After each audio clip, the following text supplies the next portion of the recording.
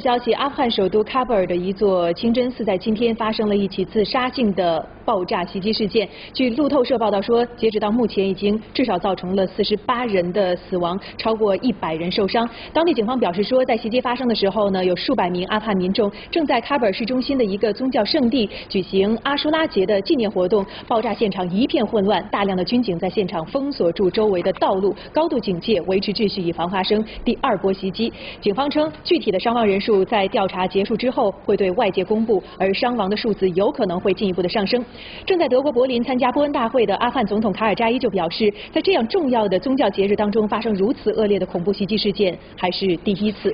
另外呢，阿北部城市马扎里沙里夫和南部城市坎大哈当天也都发生了袭击事件，而到目前为止还没有任何的组织和个人宣称对袭击来负责。自从今年5月1号起，阿富汗塔利班发动代号为巴达尔的攻势，多次袭击了北约驻阿部队、阿富汗国家安全部队以及阿政府的高级官员。